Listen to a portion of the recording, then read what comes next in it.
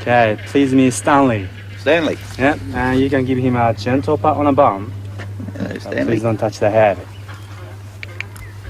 How old's Stanley? Stanley is about 2.5 years old. Eh? And he's an orphan. Oh. Yeah, hand-raised orphan. And enjoying the eucalyptus. That's all they eat. Just like in a picture. May I touch him? Yeah, just on the lower back. Yep. This is perhaps one of the most lovable of all creatures found anywhere on Earth.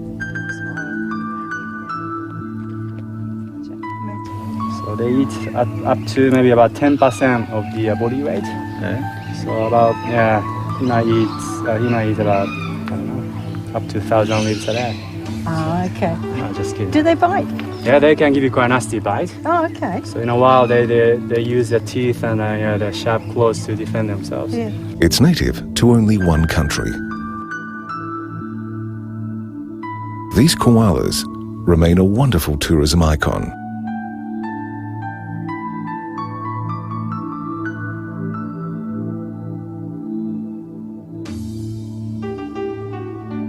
Adored by people all over the world.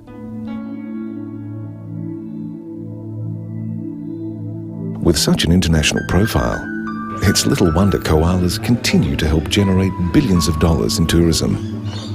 Yeah, touch the bottom, but not on the head. Yeah.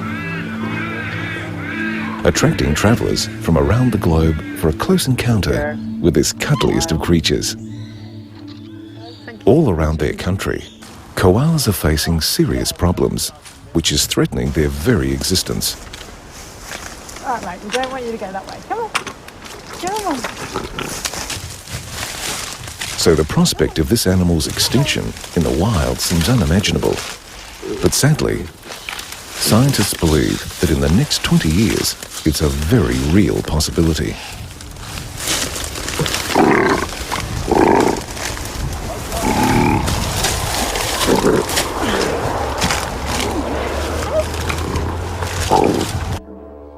This is their home, Australia. For centuries, it remained an uncharted mystery, a land of myth and legend, the missing piece in the jigsaw puzzle of the world. Some called it Terra Incognita, the unknown land. Others, the Great Southland. That massive landmass at the bottom of the globe, which many thought must exist to counterbalance the top-heavy continents already discovered by the great explorers of history. By the 18th century, the great English navigator Captain James Cook had filled in some of the blanks after the Dutch and the Portuguese had crashed into various stretches of this amazing coastline.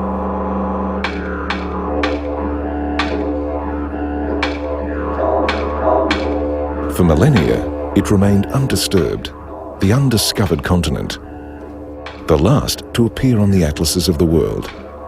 And in such timeless silence, an amazing menagerie of the weird and wonderful evolved, spawning creatures beyond the wildest dreams of those from ancient Europe, Asia and the Orient, Africa, and the more recently discovered Americas. But in the early part of the 19th century, one riddle remained.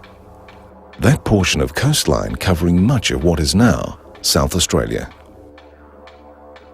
It was the one remaining mystery on the maps of the world, the last question mark for the navigators of the major maritime powers. And part of that riddle included an island a short distance from the South Australian mainland. Here, isolation and time conspired to create something unique and special. A haven for all manner of Australian wildlife. Today, we know it as Kangaroo Island. The name speaks for itself. It remains a tranquil haven for the unique subspecies of western grey kangaroo, found scattered throughout an island named by English explorer Matthew Flinders. His weary and desperately hungry crew found much needed fresh water and fresh meat here, while undertaking the first complete circumnavigation of the Australian continent. Back in 1802, it offered a welcome haven for Flinders and his men. Kangaroo Island is one of the world's last great unspoiled island wildernesses. Native Australian wildlife and nature abounds everywhere. Kangaroo Island provides what I would consider to be one of Australia's most unique and close-up wildlife viewing experiences. The wildlife and the ability to get right up and close with wildlife on Kangaroo Island is fantastic. Australian international guests just love the place because the iconic species of Australia are right there. Most visitors to Kangaroo Island are guaranteed a close encounter with one of the cutest and cuddliest of Australian animals.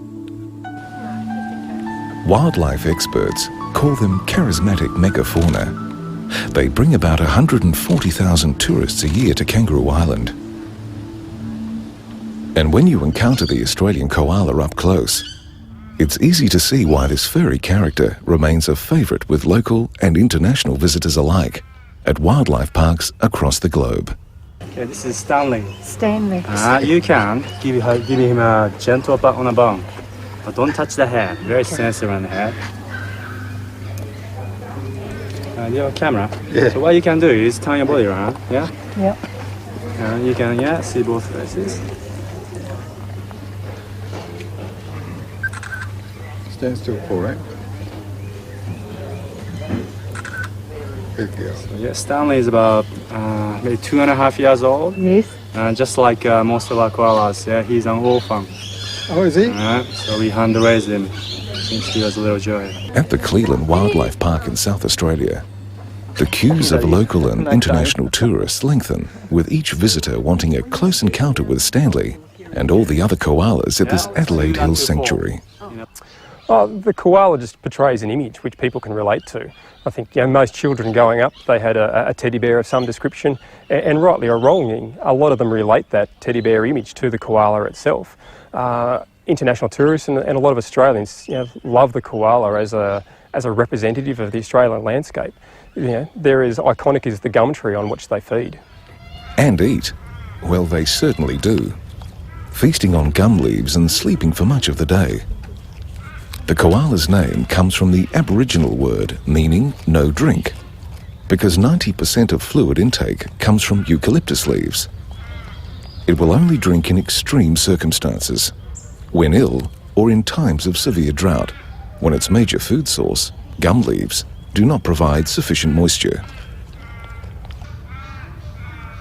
It is a truly iconic Australian animal, and yet its range across the Australian continent is limited. Koalas are found in the eastern and southeastern coastal regions of mainland Australia only. Like us, they are social animals and need constant contact with other koalas.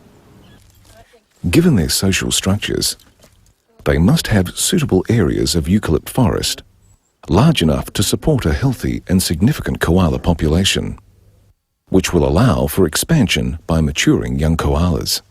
Socially stable koala populations remain intact only when the animal's favourite gum tree species are present, which is not always the case. Across Australia, there are numerous species of eucalypt, more than 600 in fact, and the very fussy koala will only graze on between 40 to 50 of these, with about 10 species the most preferred. Within a specific site, often only one, and usually not more than 2 or 3 species of eucalypt, will be regularly grazed. Australia has a significant spread of eucalypt species, which means a koala in Victoria or South Australia will have a very different diet from an animal in Queensland. But the fact that they can digest these leaves is remarkable in itself. Eucalypt leaves are very fibrous and low in nutrition, and to most other animals, extremely poisonous. The koala has been specifically equipped and adapted to cope with this unique food source. The koala's digestive system is remarkable. This amazing animal is able to detoxify the poisonous chemicals in the leaves it consumes. The experts believe those toxins are a unique defense mechanism for the gum tree, acting as a powerful form of protection from other leaf-eating creatures, such as insects. The koala's slow metabolic rate also explains its slow and sleepy approach to life. You'll often see them snoozing in the trees. In fact, the animal is known to sleep up to 18 hours a day to conserve energy, and when awake, will usually be seen munching its way through the gum tree's leafy canopy, with a diet of up to 1 kilogram of fresh new eucalypt leaf growth per day. This animal has an uncanny sense of balance, and its strong limbs support its weight when climbing. Its paws, each with 5 digits, are perfect for a lifetime in the trees, allowing this nimble creature to grip tree branches more securely. Up here, the koala is susceptible to dramatic changes in temperature. This explains the animal's thick, insulating woolly fur, while at the same time making them one of the cutest and cuddliest of creatures on the planet, and an absolute icon of the Australian bush. While that warm and cuddly appearance explains their international appeal, the koala's densely packed fur also has a very practical purpose, acting as a fluffy cushion for the hard tree branches way up high in the treetops. Its beautiful insulating fur is admired by people everywhere. In fact, its fur is the reason we have koalas on Kangaroo Island today. As a species, in the early part of last century, the koala was hunted to extinction in many parts of mainland Australia. Millions of furs were sold and exported to European and American markets, and the population across the mainland has never fully recovered from such wholesale destruction. Extensive culling occurred in Australia, with over 3 million animals killed. The slaughter led to a widespread public outcry and a growing movement to provide much-needed protection for this iconic Australian animal. The adult male can weigh anything up to 14 kilograms, and the female between 6 and 11 kilograms, with the heavier animals found in the colder climate of southern Australia. With their fur varying in colour from light grey to brown, the animals blend in perfectly with its bushland setting, making it extremely difficult to spot from the forest floor. However, the destruction of the koala's precious habitat and the relentless growth of Australian cities have led to increased pressure on koala numbers, with the latest studies making depressing reading. Recent surveys estimate koala numbers across Australia at perhaps less than 100,000 animals in the wild. Koalas are mostly nocturnal animals. The koala gives birth to young, which then develop further in the mother's pouch. The breeding season extends from September through to March. Females generally start breeding at about 3 to 4 years of age and usually produce 1 joey each year, in the average female's lifespan of about 12 years. This means one female may give birth to 5 or 6 offspring over the course of a lifetime. Once the female has conceived, it will be about 36 days until she gives birth. The koala requires large areas of healthy connected forest and will travel long distances across tree corridors in search of new territory and new mates.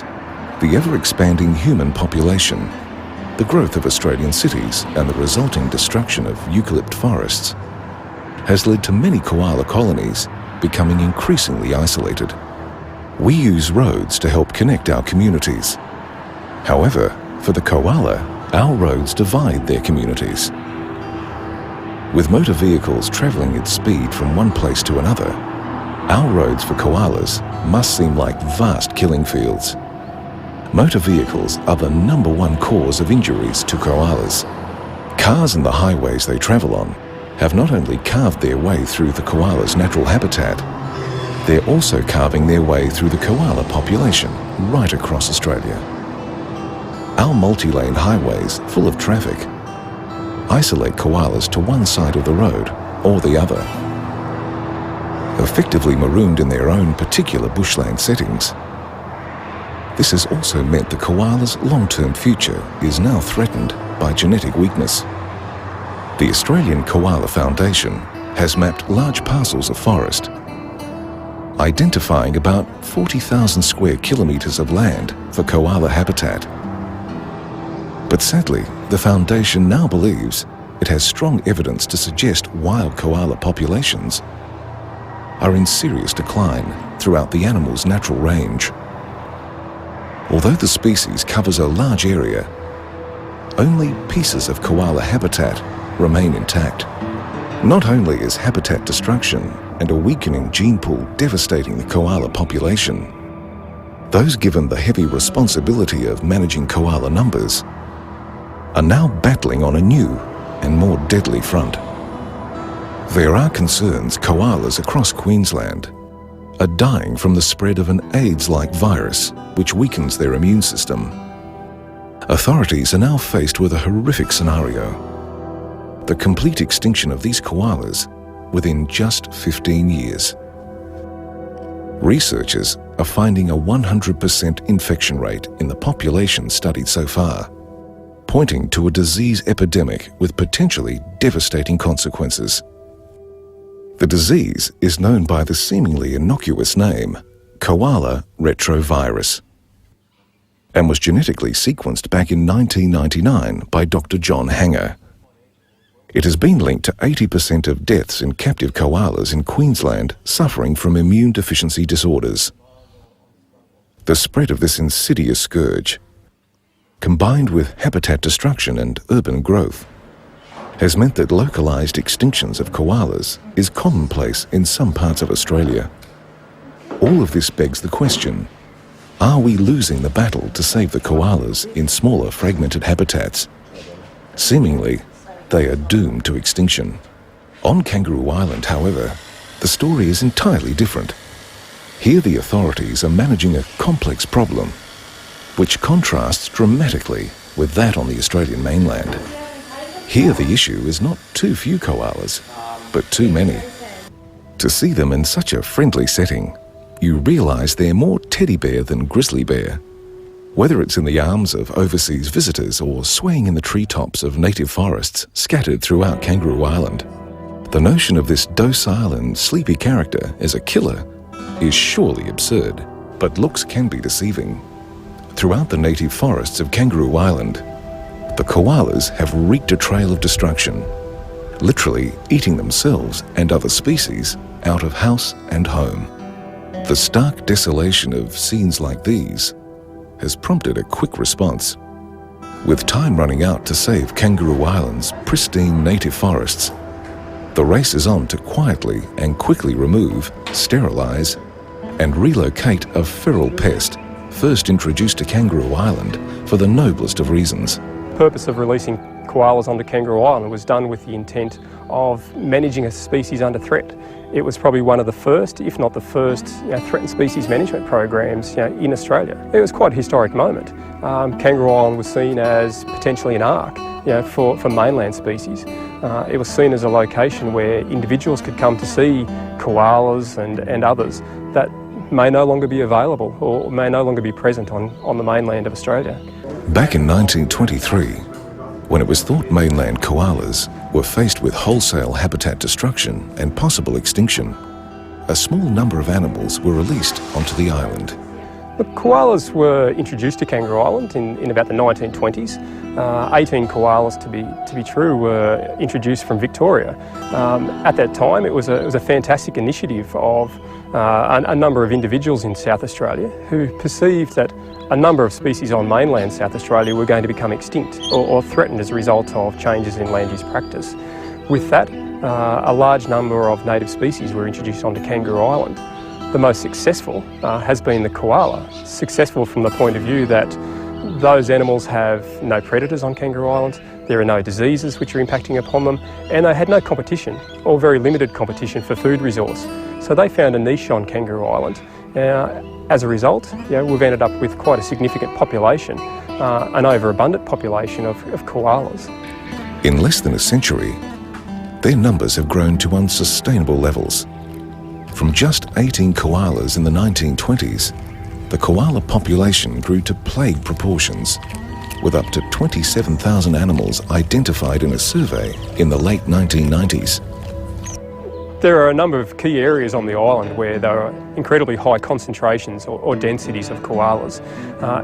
On some occasions there was densities of up to 10 to 12 koalas per hectare. our ideal density on Kangaroo Island is less than 1 koala per hectare. So you can see the reduction that was required to reduce the impact of koalas on the native vegetation. For those entrusted with conserving these pristine wildlife habitats, it was time to wage an ongoing and often secret war between man and beast. Left unchecked, the damage done by these quiet killers has a devastating impact not only on their own habitat, but on the forests upon which so many other native animals depend. The koalas have a habit of choosing the freshest and juiciest leaves. They love the fresh regrowth, which is at the very tops of the trees. So they have a habit of continually chewing away at the regrowth. They pick the best bits of the tree. They pick the freshest leaves, and in essence the tree suffocates and dies. It's not able to regenerate, it's not able to put out fresh leaves. So that has an impact not just on the tree, but it also impacts on other native species which rely on that trees. So birds and possums and a raft of other individual animals on Kangaroo Island are impacted by the pressure that koalas are placing on some species of native vegetation. Left unchecked, these seemingly docile creatures could cause wholesale destruction to vital native forests and wildlife corridors. Without the management program that was implemented, there would certainly have been local extinctions in rough-bark manna-gum, which is their favoured food tree on Kangaroo Island, and there certainly would have been considerable amount of pressure placed on South Australian blue gum.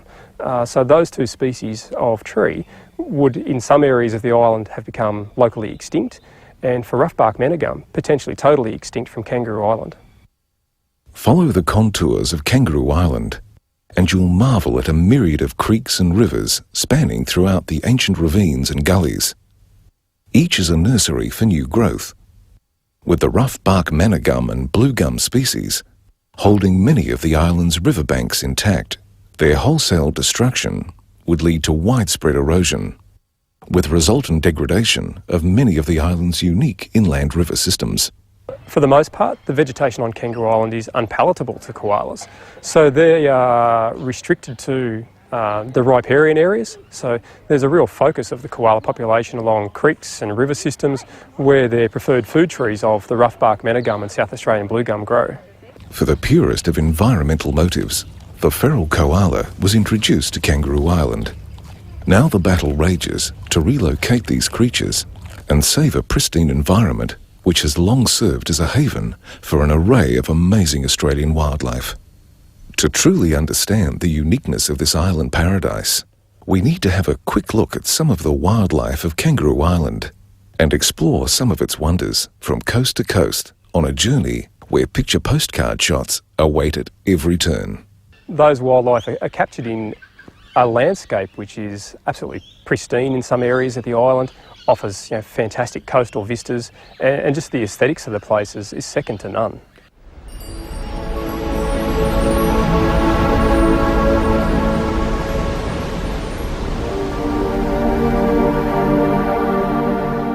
On the coast of Kangaroo Island, the New Zealand fur seals shelter under the imposing cliffs that dominate this side of Australia's third largest island.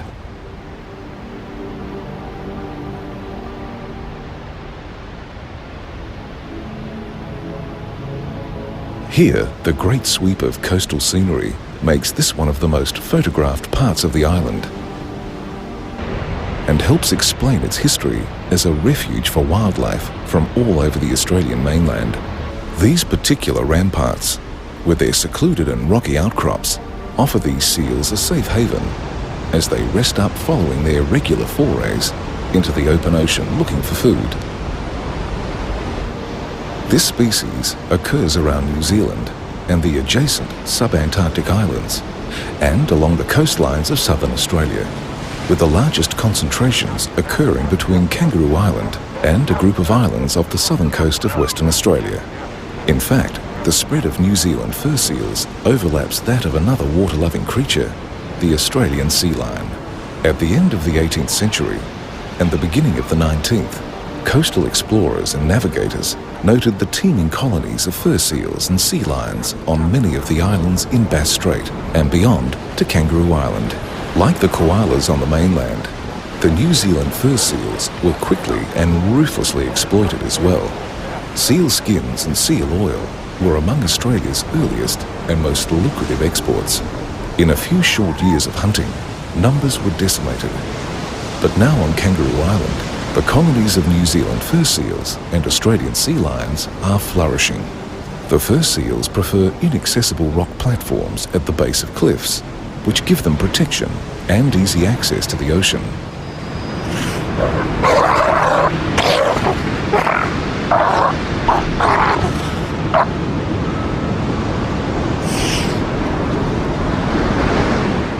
The other seal to be commonly seen around the Kangaroo Island coastline is the impressive Australian sea lion, which is arguably one of the island's most popular and important tourist attractions. This species is particularly unique among seals, having a reproductive cycle that spans 18 months rather than the usual 12-month cycle.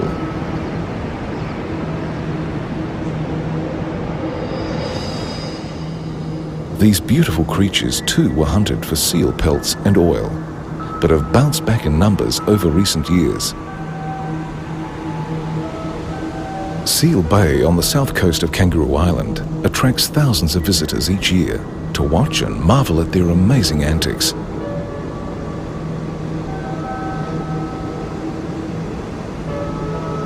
However, the males often indulge in aggressive behaviour as they strive to assert their dominance.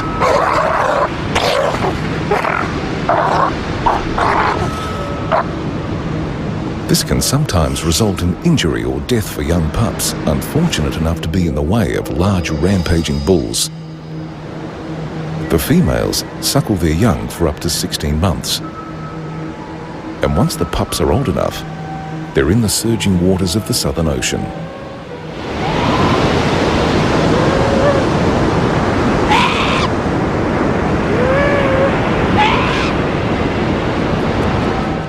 Receiving swimming lessons from their ever-attentive mothers, it's no surprise the New Zealand fur seals and Australian sea lions cling to the shore following their feeding forays, knowing full well that in these waters cruise one of the most efficient assassins of the deep, the great white shark. The waters around Kangaroo Island, with their abundant seal colonies and ready supply of young pups, makes this the ideal white pointer territory. But this is an island of contrasts. The delicate and endangered leafy sea dragon also shares this pristine environment, rarely venturing beyond its territorial home.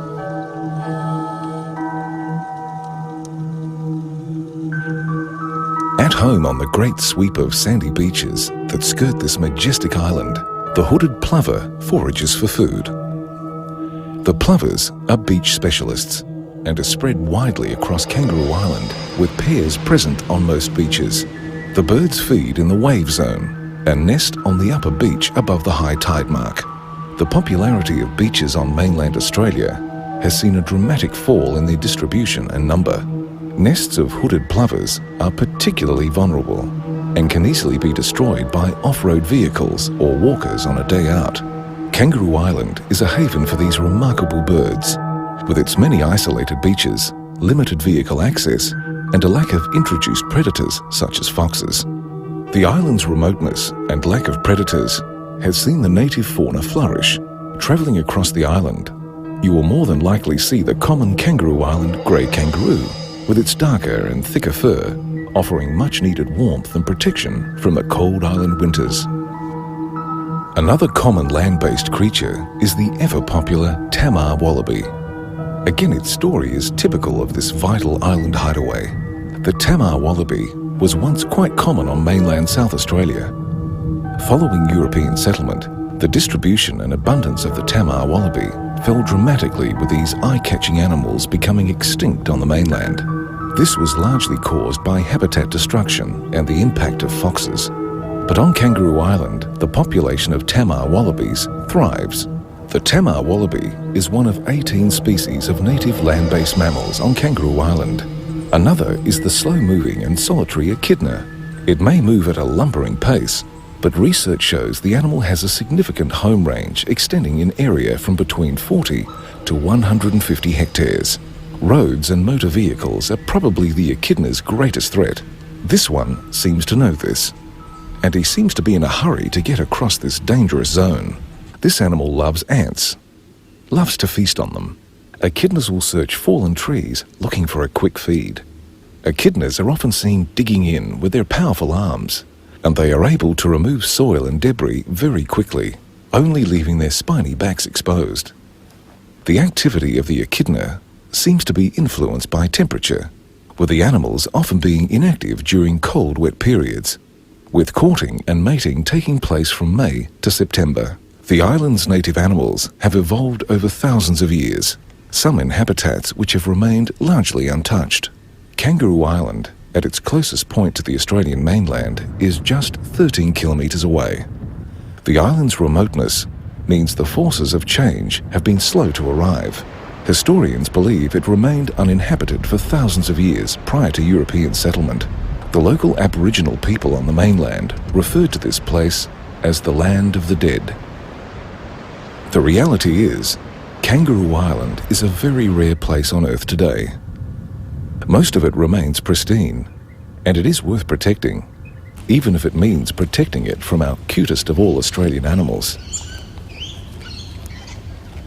The koala is a dangerous intruder here, responsible for some habitat destruction itself. The koala could change the landscape here forever had nothing been done. Much of Kangaroo Island has been preserved as national parks.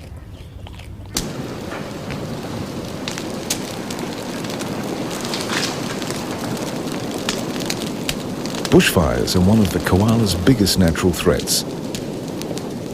Slow-moving tree dwellers and fast-moving fire are a devastating combination. Only recently, much of the island was ablaze, a series of wildfires sparked by lightning. Prior to settlement, wild bushfires would have raged across the island unhindered, cutting a swathe of destruction from one coast to the other. Look, the fires in December 2007 were an incredible event. Following a series of lightning strikes across the island, we ended up with 4 to 5 major fire events. One of those was located in Flinders Chase National Park. Flinders Chase is at the west end of the island and the largest intact area of native vegetation on Kangaroo Island. A situation where a fire burnt there for a couple of weeks, and for quite a long period of time after that there was still fire burning and areas of smoke and areas that you couldn't go into. Yes, it was initially perceived as devastating, but the vegetation in Australia is growing up with fire. It requires fire to regenerate. There are areas in that landscape which hadn't burnt for 50 and 60 years, so fire through it was a necessary part of that landscape.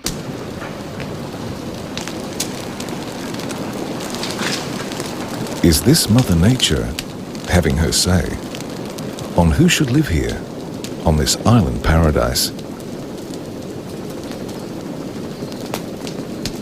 Has she decided it's time to have a natural cull, to control who lives on and who does not?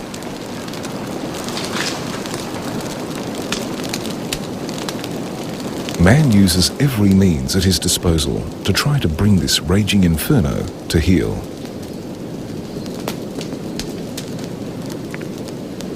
But mankind is no match for Mother Nature. She will not stop until she is finished. The fire rages for weeks. The smoky blanket which covered the island could be seen from satellites passing over Australia. And yet, after such fiery devastation, the Australian bush bounces back miraculously. Intense bushfires have long been a part of the process of rebirth. Look, fire is essential for the regeneration of the Australian bush. Without it, the vegetation and the animals that rely on it, would change over time. It's a harsh and unforgiving environment, but one which Australia's unique fauna has adapted to over millions of years. Bushfires, drought and the ravages of storm-battered coastline, they've all combined to create this unique island habitat in which so many species of Australian flora and fauna have flourished.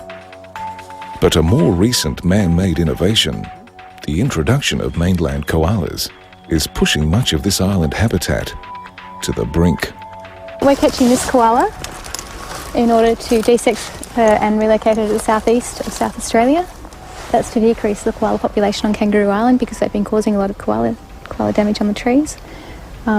They eat the trees until the trees are at a stage where they die. We're trying to prevent that from happening.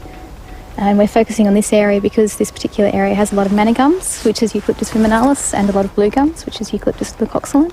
This particular one's a Eucalyptus leucoxylon, and if you look at the trunk here, you'll see it's got a lot of claw marks on it. The koalas have been using it a lot.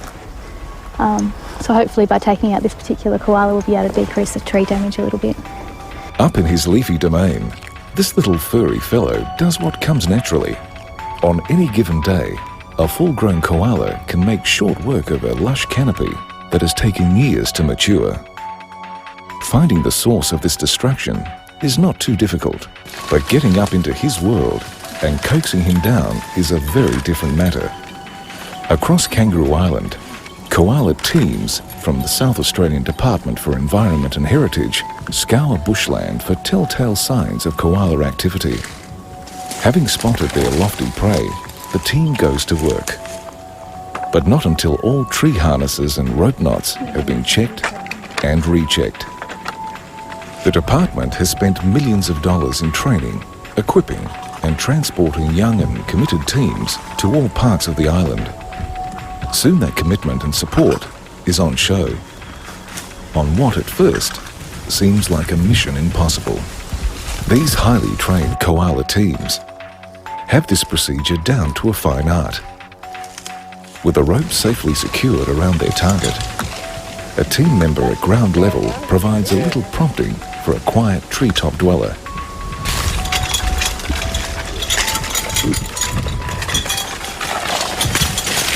Who can make a surprising amount of noise when coaxed to ground level.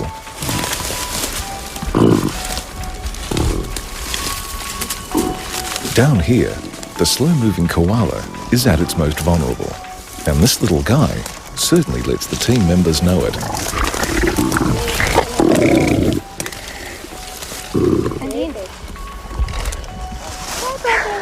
Nice one, Mick. Yeah, we're going to keep him. I'm not putting much pressure on him, I'm just using my legs to hold his legs down. And I've just found his ear here. You can see him in there. And that's so I can tag him, so we can identify him if we find him later. So we tag the boys in the left ear and the girls in the right. This one will be going to the southeast, so he'll be translocated off the island.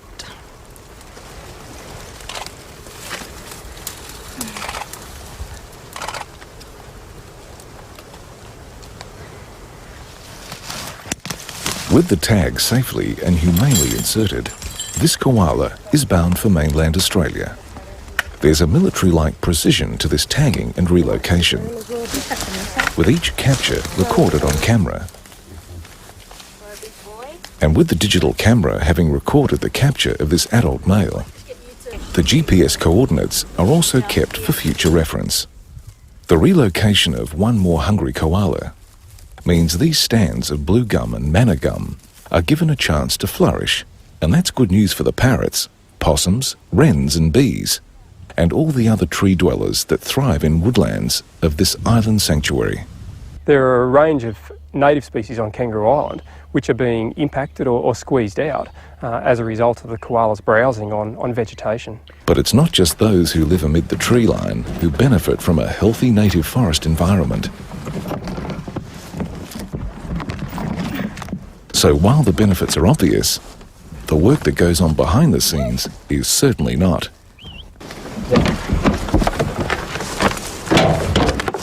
After loading their furry cargo, the koala teams prepare for the next phase of this intricate and labour-intensive operation. The cost of the program to date is in the vicinity of $4.7 million over the lifespan of 10 years.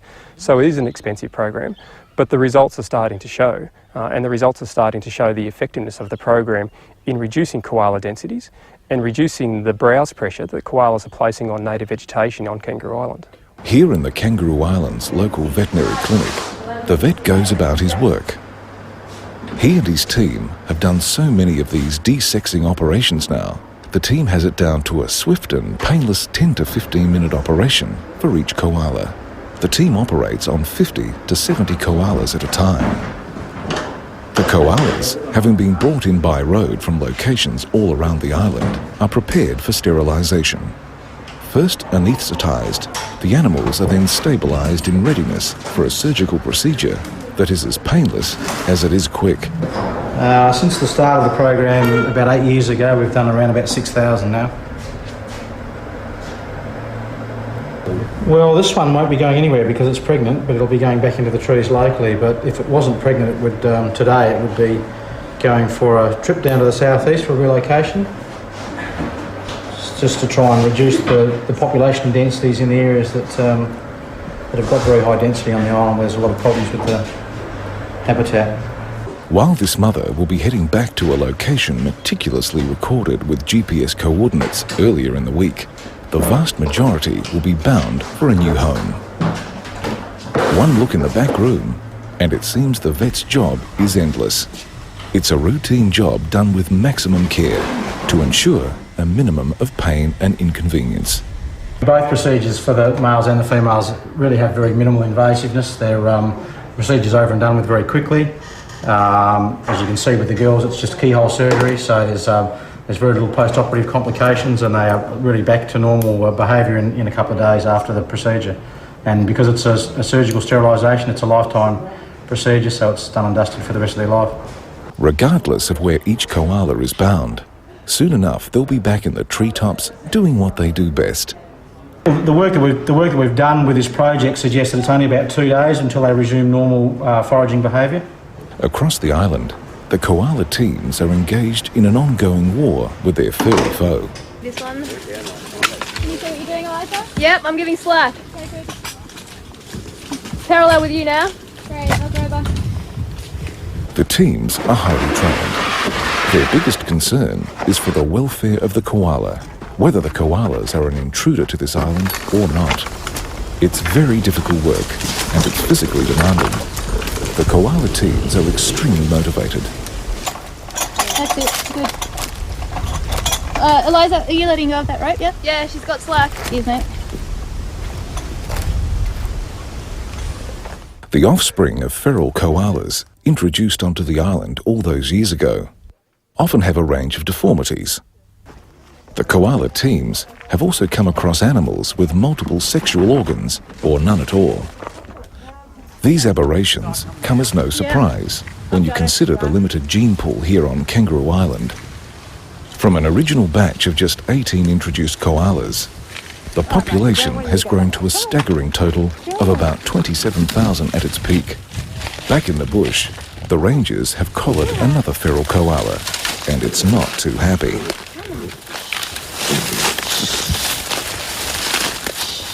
She'll be brought back for a quick health check.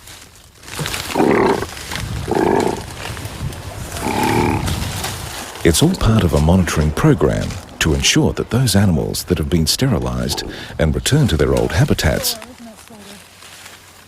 have made the transition with a minimum of fuss. In fact, that's really what so much of this program is all about. From the process of capture out in the wild to the surgical procedures back at the veterinarian surgery. Now the staff prepare the koalas for the next stage of this military-style operation, the evacuation to a new home. It's now time for the animals to be transferred into smaller cages for the flight ahead. Soon, a convoy of cars make its way to an island airstrip. Tagged, desexed, and ready for their new home. This cute cargo waits patiently as it's moved on board in readiness for a short flight to the Australian mainland. Safely loaded, the light aircraft lifts off into the skies above Kangaroo Island, with a living cargo never to return to this wildlife haven. Look, a key component of the koala management program is relocating koalas to the southeast of South Australia. There is habitat there which was originally traditional habitat for koalas. Koalas became extinct in the southeast of South Australia as a result of hunting for their pelts in the very early days. So we've been through southeast, somewhere between Mount Gambier and Pathaway, identified remnant habitat which was suitable for koalas, and identified how many animals we can relocate from Kangaroo Island to the southeast. The animals which are relocated to the southeast are taken out of areas where it's critical. There's no time to waste in removing the animals from that section of Kangaroo Island. Any continued browsing pressure on those tree species on Kangaroo Island would result in the death of the tree and the loss of community. In a natural bush setting on the outskirts of the major regional centre, Mount Gambier, in the southeast of Australia, it's a case of all hands on deck. Here in southeastern South Australia on the mainland, this manna gum forest many decades earlier used to be home to koalas, but the koalas that used to live here became extinct nearly 90 years ago. After much research, this stand of native manna gums has been chosen as these Kangaroo Island koalas' new home. But this time, koala numbers in this new habitat will be kept down to manageable and environmentally sustainable levels. Part of the program is to ensure that the koalas relocated to the southeast are sterilised.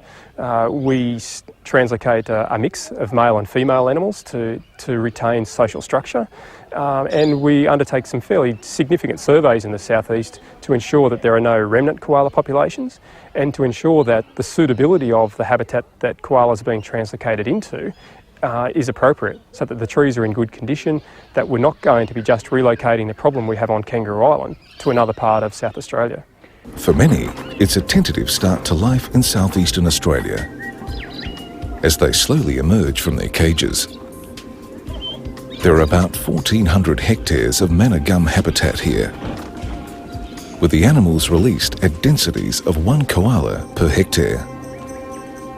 That means plenty of juicy manna gum leaf for everyone. The koala teams have learnt plenty about the lives of these amazing animals and release a minimum of 5 males and 5 females together at each release site to retain and preserve the koala's social structure. For this mother and baby, the manna gum forests near Mount Gambier will be their home of the future. For this little one, it's a much better prospect than the ever-diminishing food source on the bare and stripped gum trees of Kangaroo Island. As the grazing pressure on these Kangaroo Island eucalypt forests gradually decreases, thanks to the koala program, the environment is bouncing back. On the bare trunks of stripped gums, new life emerges. That's good news for all the other native animals that depend on the eucalypt forests for their existence, from the superbly adapted Kangaroo Island kangaroos and their smaller cousins, the Tamar wallabies, to the slow-moving echidna. Kangaroo Island's history has been mixed. A quick tour of the island reveals its many hidden secrets, unique and unspoiled habitats which have sustained local native species for thousands of years. But its abundance of remote and pristine habitats on an island free of destructive predators has prompted some to see it as a sanctuary for a host of endangered species under threat on the Australian mainland. In the past, nature lovers have taken a well-intentioned approach, which has put this island under enormous stress, pushing the environmental balance to the detriment of animals, who have evolved here and call this haven their native home. Now, in the controversial case of the introduced koalas of Kangaroo Island, a program reaching back more than 10 years is having a positive impact and may be seen as a beacon for similar man-made environmental problems around Australia and the rest of the world. What could be learnt from the koala management program on Kangaroo Island is that persistence pays. The program has been running consistently now for 10 to 11 years, and over that period of time, the results are starting to show. The more than decade-long war with the koalas of Kangaroo Island is certainly yielding significant results, which will have long-term benefits for not just this icon of Australian wildlife, but all the other species that live in the treetops of this unique island paradise. For those who manage koala populations, the battle is long and complex. with new and potentially devastating spot fires breaking out on new fronts. In the pristine environment of Kangaroo Island, the issue is one of overabundance of koalas and the potential destruction of a unique island wilderness. While in the top end of Australia and Queensland, man's destruction of the koala's habitat and potentially lethal diseases and a deadly virus have the environmental scientists working overtime. At both ends of the country, the authorities are working frantically as time ticks away. It's still a race against time. The hope today is that koala numbers across mainland Australia will rebuild with good responsible management. Over time, we have begun to understand more about the koala's habitat needs. The koala requires large areas of healthy, connected forest. Since the program began several years ago, a staggering total of about 6,000 koalas have been desexed, with nearly 3,000 relocated to the native forests of southeastern Australia. And still, the work continues.